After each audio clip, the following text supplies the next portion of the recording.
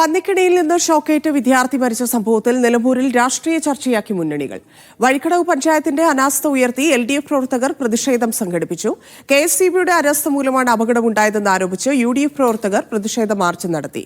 പ്രതിപക്ഷ നേതാവ് അനന്തുവിന്റെ വീട് സന്ദർശിച്ചു. പന്നിക്കിണിയിലകപ്പെട്ട് വിദ്യാർത്ഥിയായ അനന്തു മരിച്ച സംഭവമാണ് നിലമ്പൂരിൽ കഴിഞ്ഞ കുറേ മണിക്കൂറായിട്ടുള്ള ചർച്ച. പന്നിയെ വെടിവെക്കാൻ ലൈസൻസുള്ള ആൾക്കാരുണ്ടായിട്ടും അവരുടെ സേവനം വഴിക്കടവ് പഞ്ചായത്ത് ഉപയോഗപ്പെടുത്തിയില്ല എന്നാണ് LDFന്റെ ആരോപണം.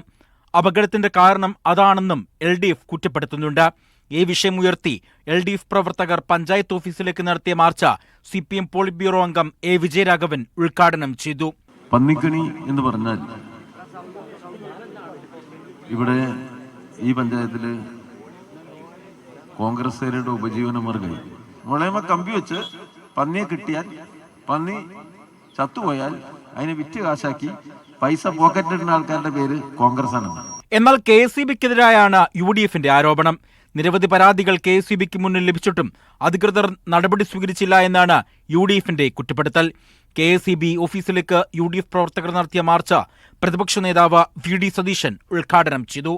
ഈ വനം വകുപ്പ് മന്ത്രി, ഞാൻ അദ്ദേഹത്തെ കുറിച്ച് ഒന്നും പറയുന്നില്ല, പക്ഷെ ഇങ്ങനെ ഒരു മന്ത്രി കേരളത്തിനുള്ളത് ഈ സംസ്ഥാനത്തിന് മുഴുവൻ അപമാനകരമാണ് എന്നെനിക്ക് പറയാതിരിക്കാൻ പറ്റും. ഞങ്ങൾ പന്നിക്കിണി ഉണ്ടാക്കി ഒരു കുഞ്ഞിനെ കൊന്ന് ആര്യാടെ ഷൗക്കത്തിനെ ജയിപ്പിക്കാൻ നോക്കിയെന്നാണോ ഇയാൾ ഉദ്ദേശിച്ചത്? ഈ ഇങ്ങനെ ഒരു സങ്കടകരമായ ഒരു വിഷയം ഉണ്ടായിട്ട് അതെന്നാ അവരുടെ തലയിലിരിക്കട്ടെ. മലയോര മണ്ഡലമായതുകൊണ്ട് വന്യജീവി മനുഷ്യ സംഘർഷം സജീവ ചർച്ചയാക്കി ഉയർത്താനാണ് രണ്ട് മുന്നണികളും ശ്രമിക്കുന്നത്. സംസ്ഥാന സർക്കാർ കേന്ദ്ര നിയമത്തെ കുറ്റപ്പെടുത്തുമ്പോൾ പ്രതിപക്ഷം സംസ്ഥാന സർക്കാരിനെ പ്രതിക്കൂട്ടിൽ നിർത്തിയാണ് പ്രചരണം നടത്തുന്നത്. മീഡിയ 1 നിലമ്പൂർ.